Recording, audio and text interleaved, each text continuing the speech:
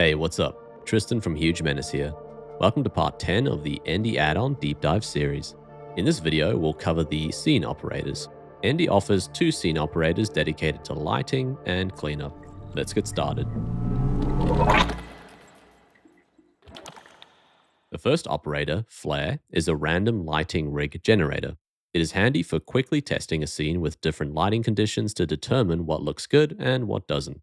For our demonstration, I've imported a model I created with ND. It is a Musen mini outdoor Bluetooth speaker, which has a unique design with interesting shapes that will allow us to illustrate the effects of the lighting more effectively than a standard cube. To start, I will jump into rendered mode and use cycles.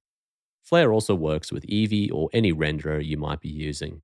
The scene is black because I have not used any HDRIs and I have set the world background surface strength to 0. To use the Flare operator, you first need to target a part of your mesh, which will act as a focus and pivot point for your lighting rig. In my case, I'll select the main body of the speaker. Then select Flare from the Scene submenu.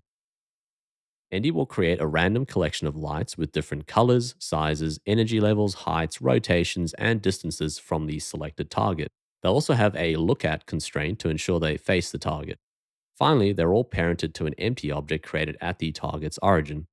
Once this rig is in place, you can rotate it around the target to see if it suits your setup.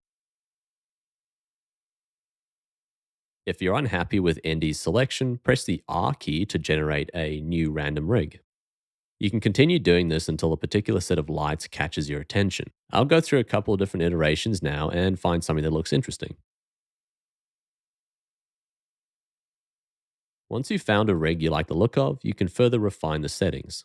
The first setting, Height Offset, determines the relative height of each light in the scene from its random starting position. You can move the rig up and down to fine-tune how the light hits your target object. Next is the scale, which you can adjust to bring the lights closer or further out. This is sometimes necessary if your object is quite small or relatively large, or if the lights need to be more powerful, or vice versa.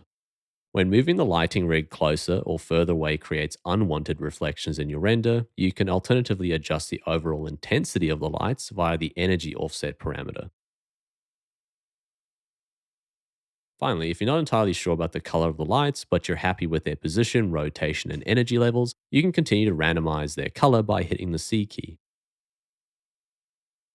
You can also randomize each light's energy levels by hitting the E key. All in all, Flare is a great way to quickly test out different lighting options and hopefully spark inspiration when lighting your target object. If your lights are sparking though, please call an electrician. Let's take a look at the last operator, Clean Utils.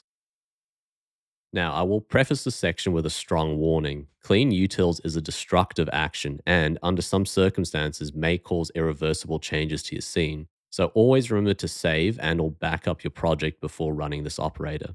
If you've used many different operations that create utility objects, you may find at some point that your utils collection contains utils that are no longer being used. Granted, this would only occur if the objects on which they're being used have been deleted. However, this is a fairly common scenario for a large project. In a situation like the one described, it is challenging to know which utils are still being used and which aren't. Without an automated way of figuring this out, you need to manually go through every object in your scene with modifiers in its stack, and then check each relevant modifier to determine which util object it's linked to. After going through that exhaustively, you'll have a list of utils to keep and which can be deleted. Trust me, as fun as that sounds, I can't recommend it. Luckily, that's the perfect task for automation, precisely what the Clean Utils operator does. To demonstrate, let's start with this group of cubes with Boolean operations performed on them. If I select one of them and delete it, it's gone.